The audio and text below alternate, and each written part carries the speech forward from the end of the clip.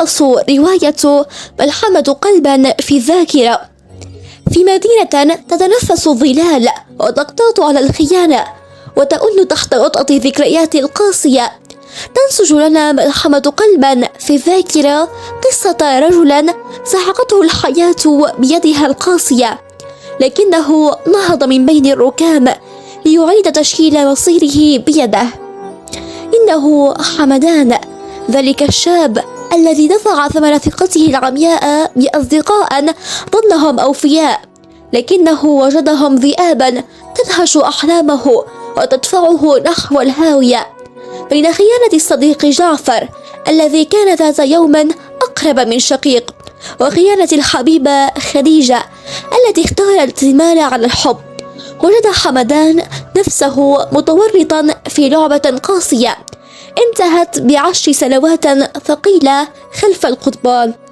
الرواية تأخذنا في رحلة عبر ذكريات الألم والخيانة، حيث تتشابك خيوط الماضي مع الحاضر لتكشف عن وجه مدينة تؤن تحت وطأة الفساد والجشع. لكن السجن لم يكن نهاية حمدان، بل بداية جديدة لرجل خرج من ظلمة الزنازين، ليس فقط ليستعيد ما سلب منه، بل ليعيد رسم ملامح العدالة والانتقام بنفسه. تتصاعد وتيرة الأحداث مع صراع محموم بين حمدان وجعفر، صراع يكشف عن أسرار مدفونة ووجوها مزيفة لطالما اختبأت خلف أقنعة من الطيبة. جعفر، الرجل الذي بنى مجده على أنقاض أصدقائه، يجد نفسه أخيرا في مواجهة رجل لم يعد لديه ما يخسره، بينما تخوض خديجة تلك الحبيبة الخائنة رحلة سقوط مدوية تقودها إلى حياة من التشرد والجنون.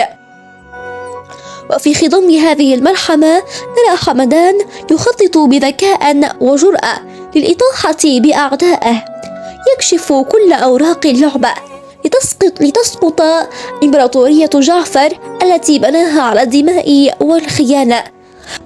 في ليلة مشحونة بالتوتر يتم القبض على جعفر ورجاله وتصادر ثروته، بينما تختفي خديجة في زوايا المدينة المظلمة وتنتهي بحادث مأساوي يضع حدا لمعاناتها.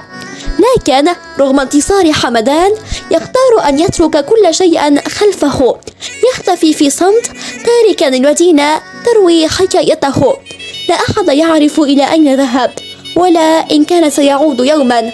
صار شبح يعيش في ذاكرة كل من عرفه، رجلا واجه الماضي بجرأة لكنه رفض أن يكون أسيرا له. ملحمة قلبا في الذاكرة ليست مجرد رواية عن الانتقام أو الخيانة، بل هي انعكاس للصراع الإنساني بين العدالة والشر، بين الكرامة والانكسار.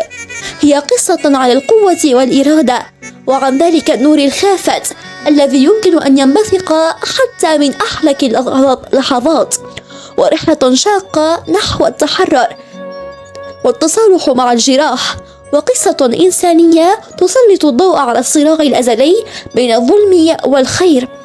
إنها دعوة للتفكير في خياراتنا وفي الوجه.